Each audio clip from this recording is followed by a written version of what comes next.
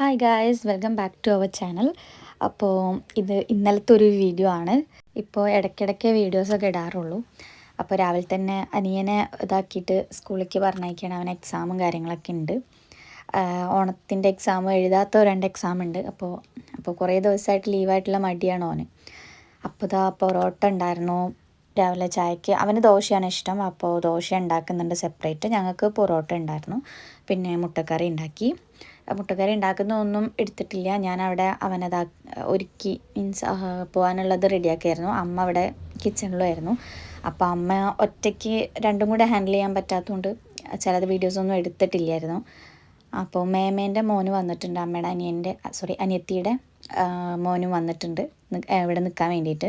അവന് സ്കൂളിൽ സ്പോർട്സും കാര്യങ്ങളൊക്കെ ആയിരുന്നു, അപ്പോൾ 2 ദിവസം ലീവാണ്. അപ്പോൾ അവന് ഇവിടെ നിൽക്കാൻ വന്നതാണ്.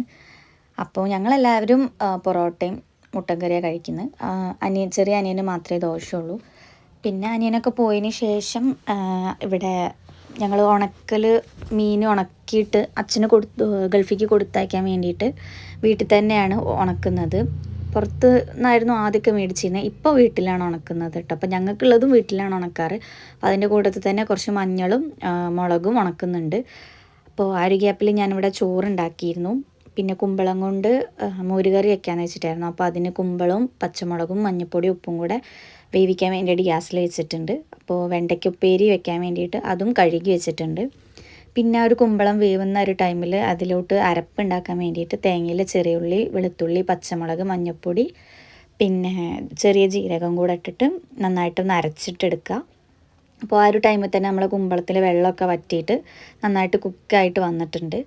അപ്പോൾ ഇത് ഞാൻ ഫുള്ളായിട്ട് കുക്ക് ചെയ്തിട്ടില്ല, ഒരു 1/4 ഭാഗത്തിനേക്കാൾ കുറച്ചും കൂടെ കൂടുതൽ അങ്ങനെ കുക്ക് ചെയ്തിട്ടുള്ളൂ. ഫുള്ളായിട്ട് കുക്കായിട്ടില്ല, കാരണം ആ തേങ്ങ ഒക്കെ ഒഴിച്ച് കഴിഞ്ഞാൽ നമ്മൾ ഒന്നും കൂടെ അങ്ങനെ വേവിക്കുമല്ലോ. എന്നിട്ട് ഇത് അതിലോട്ട് നമ്മൾ ഈ തേങ്ങ അരച്ച അരപ്പും പിന്നെ ഒരു മിക്സി ഇങ്ങനെ കുറച്ച് വെള്ളം ഒഴിച്ച് ചുഴറ്റിയിട്ട് ആ ഒരു വെള്ളം കൂടെ ചേർത്ത് മിക്സ് ചെയ്ത് വെച്ചതാണ്. ഇനി ഇത് ഹൈ ഫ്ലെയിമിലിട്ടിട്ട് നമ്മളത് തിളപ്പിച്ചെടുക്കരുത്. ഉപ്പ് കുറവായപ്പോൾ കുറച്ച് ഉപ്പും കൂടെ ഇട്ട് കൊടുക്കുന്നുണ്ട് കേട്ടോ. ഇനി ഇത് മീഡിയം ഫ്ലെയിമിൽ വെച്ചിട്ട് നന്നായിട്ടൊന്ന് കുക്ക് ചെയ്തിട്ടെടുക്കുക. ഒരു തേങ്ങേൻ്റെ പച്ച മണമൊക്കെ ഒന്ന് പോയി തേങ്ങയൊക്കെ ഒന്ന് കുക്കാവുന്നത് വരെ ഒരു മീഡിയം ഫ്ലെയിമിൽ വെച്ചിട്ട് കുക്ക് ചെയ്തിട്ടെടുക്കണം. അപ്പോൾ ചെറുതായിട്ടിങ്ങനെ ഒരു എന്താ പറയുക, തിളയ്ക്കാനുള്ള ഒരു പാകത്തിലായി വരും. കണ്ടോ, മുകളിൽ ഇങ്ങനെ തേങ്ങയൊക്കെ കുക്കായിട്ട് ഇങ്ങനെ തിളച്ച് വരുന്ന ടൈമിൽ നമ്മൾ തൈര് ഒഴിച്ചു കൊടുക്കുക. എൻ്റെ അടുത്ത് അത്യാവശ്യം പുളിയുള്ളൊരു തൈരായിരുന്നു, അതുകൊണ്ട് ഞാൻ കുറച്ച് തൈര് ഒഴിച്ചിട്ടുള്ളൂ. പുളി ഇല്ലാത്ത തൈരാണെങ്കിൽ നമുക്ക് ആ ഒരു പുളി വരുന്നത് വരെ നമുക്ക് അഡ്ജസ്റ്റ് ചെയ്തിട്ട് ഒഴിച്ചു കൊടുക്കാമല്ലോ. എൻ്റെ അടുത്ത് നല്ല പുളിയുള്ളൊരു തൈരാണ്, അപ്പോൾ അത് ബാലൻസ് ചെയ്യുന്ന രീതിക്കാണ് ഞാൻ തൈര് ഒഴിച്ച് കൊടുത്തിട്ടുള്ളത്. എന്നിട്ട് ആ തൈരും കൂടെ ഒഴിച്ച് കൊടുത്തിട്ട് നന്നായിട്ട് ഇളക്കി മിക്സ് ചെയ്ത് കൊടുക്കുക. വെള്ളം കുറവുണ്ടെന്ന് തോന്നുകയാണെങ്കിൽ വെള്ളം ഒഴിച്ച് കൊടുക്കുക. ഈ ടൈമിൽ തന്നെ ഉപ്പും ഇതൊക്കെ നോക്കുക.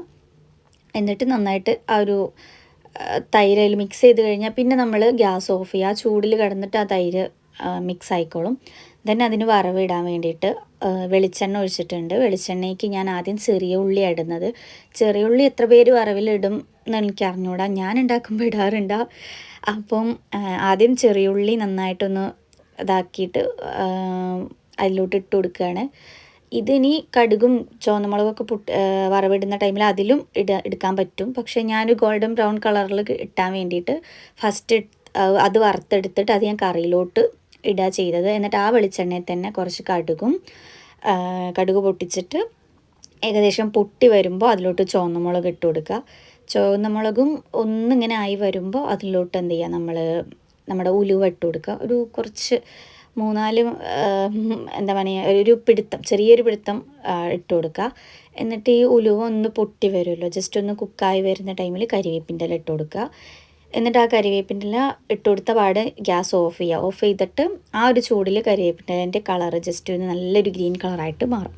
ആ ടൈമിൽ എന്ത് ചെയ്യുക, നമ്മൾ ഈ കറിയിലോട്ട് ഇത് ഒഴിച്ചു കൊടുക്കണം. ഗ്യാസ് അപ്പം തന്നെ ആ സ്പോട്ടിൽ ഓഫ് ചെയ്യുന്നതാവും ഏറ്റവും നല്ലത്, ആ ഒരു എക്സാക്റ്റ് ആ വേപ്പിൻ്റെ കളറ് കിട്ടാൻ വേണ്ടിയിട്ട്.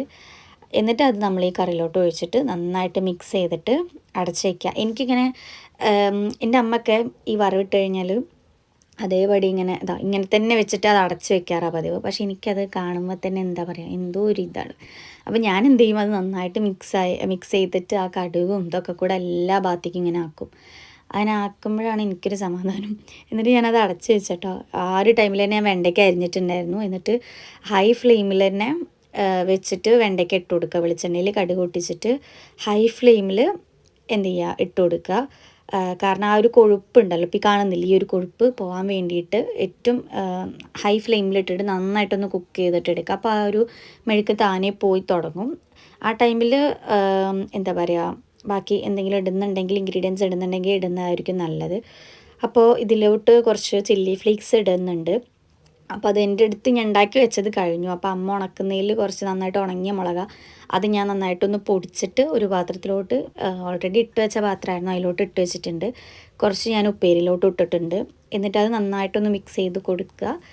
ശേഷം നമ്മുടെ എന്താ പറയുക, ചുവന്നുള്ളി, ചെറിയ ഉള്ളിയും വെളുത്തുള്ളിയും കൂടെ നന്നായിട്ടൊന്ന് ക്രഷ് ചെയ്തിട്ട് കുറച്ച് കറിവേപ്പിൻ്റെ ഇലയും കൂടെ ഞാൻ അതിലോട്ട് ഇട്ട് കൊടുക്കുന്നുണ്ട്. എന്നിട്ട് ഇതിൻ്റെ ഒരു പച്ചമണം മാറി വരുമല്ലോ, ഈ ഒരു ചെറിയ ഉള്ളിയുടെയും വെളുത്തുള്ളിയുടെയും പച്ചമണം മാറുന്നത് വരെ ഒന്നും കൂടെ ഒന്ന് കുക്ക് ചെയ്തിട്ട് എടുക്കുക. ഇത്ര വാടണ്ടെന്നുള്ളവർക്ക് നേരത്തെ എടുക്കാം കേട്ടോ, നേരത്തെ ഇൻഗ്രീഡിയൻസ് ഇട്ടിട്ട് എടുക്കാം. പക്ഷെ ഞാൻ ഇത് അത്യാവശ്യം വാട്ടി എടുക്കാറുണ്ട്, ഒന്നിങ്ങനെ മുരിഞ്ഞ രീതിക്ക്. അപ്പോൾ ഇത് നന്നായിട്ട് ആ ഒരു ഇട്ടെടുത്ത ചെറിയ ഉള്ളിയും വെളുത്തുള്ളിയും ഒക്കെ ഇതാ നന്നായിട്ട് മുരിഞ്ഞ് നന്നായിട്ട് വാടി വന്നിട്ടുണ്ട്. ഈ ടൈമിൽ കുറച്ചും കൂടി കരിവേപ്പിൻ്റെ ഇല ഞാൻ ഇട്ട് കൊടുത്തിട്ടുണ്ടായിരുന്നു. ആ കരിവേപ്പിൻ്റെ ലാസ്റ്റ് എടുക്കാൻ നേരത്ത് കരിവേപ്പ് ഇടുമ്പോൾ നല്ല ടേസ്റ്റാണ്. അപ്പോൾ ഞാനൊരു പാത്രത്തിലോട്ട് അത് മാറ്റാം. പിന്നെ കുറച്ച് കൂന്തലുണ്ടായിരുന്നു, അത് വറക്കാൻ വേണ്ടിയിട്ടാണ്. മേമൻ്റെ മോന് കൂന്തൽ നല്ല ഇഷ്ടമാണെന്ന് പറഞ്ഞപ്പോൾ കൂന്തൽ കുറച്ച് മേടിച്ചിട്ടുണ്ടായിരുന്നു. അപ്പോൾ അത് ക്ലീൻ ചെയ്തതിന് ശേഷം ഞാൻ എന്താ പറയുക, നന്നായിട്ട് ക്ലീൻ ചെയ്തതിന് ശേഷം ഫസ്റ്റ് വെളിച്ചെണ്ണയിലോട്ട് ഉപ്പൊന്നും ചേർക്കാതെ നമ്മൾ കൂന്തൽ ഇട്ട് കൊടുക്കുകയാണ്. ഇത് പൊതുവേ നമ്മൾ ഉണ്ടാക്കുമല്ലോ, ഉപ്പും മുളകും മഞ്ഞളും അതിൻ്റെ മസാല ഒക്കെ തേച്ചിട്ട് വെളിച്ചെണ്ണയ്ക്ക് ഇട്ട് കൊടുത്താലും അതിൽ വെള്ളം ഉണ്ടാവും. അപ്പം ഞാൻ ഫസ്റ്റ് വെളിച്ചെണ്ണ ഒഴിച്ചിട്ട് കൂന്തൽ ഇട്ട് കൊടുത്തിട്ട് അതിൽ വെള്ളം ഫുള്ള് ഇതാക്കാൻ നിൽക്കുക. അതിൻ്റെ ഇടയിൽ ഞാനൊരു ബ്രെഡും ജാമൊക്കെ കഴിച്ച് വിശന്നിട്ട്. അപ്പോൾ പൊതുവേ എനിക്ക് സ്വീറ്റ് ഇഷ്ടമല്ല, പക്ഷേ എന്തോ ഞാൻ കഴിച്ചു. പിന്നെ അതൊക്കെ കഴിഞ്ഞ് വന്നപ്പോഴത്തേനും ആ ഒരു കൂന്തലിൻ്റെ കളറൊക്കെ ഒന്ന് മാറി വേറൊരു കളറ് പർപ്പിൾ കളറായി വന്നു. ആ ടൈമിൽ വെള്ളം നന്നായിട്ട് വറ്റുന്ന ടൈമിൽ അതിലോട്ട് മുളക് പൊടി, മഞ്ഞൾപ്പൊടി, കുരുമുളക് പൊടി, ചിക്കൻ മസാല, കുറച്ച് ഫിഷ് മസാല, ഉപ്പ്, കരിവേപ്പിൻ്റെ ഇല, ഇതെല്ലാം കൂടെ ഞാൻ ഇട്ട് കൊടുത്തിട്ട് നന്നായിട്ടൊന്ന് ഇളക്കിയിട്ടുണ്ട്. ഇതൊക്കെ എടുക്കുന്നത് ഞാൻ ഒറ്റയ്ക്ക് ഒരു കൈ കൊണ്ട് എടുക്കുന്നതുകൊണ്ടാണ് ഈ മസാല ഇടുന്നതൊന്നും എനിക്ക് കാണിക്കാൻ പറ്റാഞ്ഞത്. മുളക് പൊടിക്ക് ഞാൻ കാശ്മീരിയാണ് ഇട്ടിട്ടുള്ളത്. പിന്നെ വെളിച്ചെണ്ണ ഫസ്റ്റ് ഒഴിച്ചത് ആ ഒരു വെള്ളത്തിൽ തന്നെ മാക്സിമം പോയിട്ടുണ്ട്. അപ്പം ഞാൻ വെളിച്ചെണ്ണ ഒഴിക്കാൻ നിർബന്ധമൊന്നുമില്ല, പക്ഷേ ഈ പാൻ അത്യാവശ്യം കുറച്ചൊക്കെ അടി പിടിക്കുന്നതായതുകൊണ്ട് വെളിച്ചെണ്ണ ഒഴിച്ചിട്ട് ഇട്ടതാണ്. ഇപ്പം ഞാനിതൊന്ന് മുരിഞ്ഞ് കിട്ടാൻ വേണ്ടി കുറച്ചും കൂടി വെളിച്ചെണ്ണ ഒഴിച്ചിട്ടുണ്ട്. എന്നിട്ട് നന്നായിട്ട് ആ ഒരു മസാല ഒക്കെ ഒന്നായി വരുന്ന രീതിക്ക് കുറച്ചൊന്ന് മീഡിയം അല്ലെങ്കിൽ ലോ ഫ്ലെയിമിലിട്ടിട്ട് നന്നായിട്ടൊന്ന് കുക്ക് ചെയ്തെടുക്കുക. ഓൾറെഡി കൂന്തൽ വെന്തിട്ടുണ്ട് ആ വെള്ളത്തിൽ കിടന്നിട്ട്. ഇനി മസാല ഒന്നും കൂടെ വേവാനുള്ളൂ. ഇത് നന്നായിട്ടൊന്ന് ഇതാക്കണ്ടോ, വറുത്ത് എന്താ പറയുക, ഫ്രൈ ആയി വന്നിട്ടുണ്ട്, മസാല ഒക്കെ വെന്ത് വന്നിട്ടുണ്ട്. അപ്പം ഞാൻ അതിലോട്ട് കുറച്ചും കൂടെ എന്താ പറയുക കറിവേപ്പിൻ്റെ ഇല ഇട്ടു. നമ്മൾ എന്ത് വറക്കുകയാണെങ്കിലും ഉണ്ടാക്കുകയാണെങ്കിലും ലാസ്റ്റ് കറിവേപ്പിൻ്റെ ഇല ഇട്ടിട്ട് ഒന്നും കൂടെ ഒന്ന് ഇതാക്കി വരുമ്പോൾ നല്ല ടേസ്റ്റാണ്. അപ്പം ഞാനതും ഒരു പാത്രത്തിലോട്ട് മാറ്റി. ഇതാണ് ഞാൻ പറഞ്ഞ ഒറ്റക്കൈ കൊണ്ടുള്ള പ്രഹസനം. കുറച്ച് ബുദ്ധിമുട്ടാണ് ഗൈസ്, ഒറ്റക്കൈ കൊണ്ട് വീഡിയോ എടുക്കലും ഇതാക്കലും ഒക്കെ കൂടെ നടക്കുന്നില്ല. പിന്നെ അതാ നൈറ്റ് ഞാൻ നല്ല ചോറ് കഴിച്ചു. ഉച്ചയ്ക്ക് ഞാൻ ആ ബ്രെഡും എല്ലാം കൂടെ കഴിച്ച് കുറച്ച് ബേക്കറിയൊക്കെ എടുത്ത് കഴിച്ചിട്ടുണ്ടായിരുന്നു. അപ്പോൾ എനിക്ക് വിശന്നില്ല. അപ്പം ഞാൻ നൈറ്റിലാണ് കഴിച്ചത്. അപ്പോൾ ചോറും മോരുകറിയും ഇതെല്ലാം കൂടെ കഴിച്ചു. അപ്പോൾ ഇന്നത്തെ വീഡിയോ ഇത്രേ ഉള്ളൂ. എല്ലാവർക്കും ഇഷ്ടപ്പെട്ടു എന്ന് വിചാരിക്കുന്നു. ബൈ.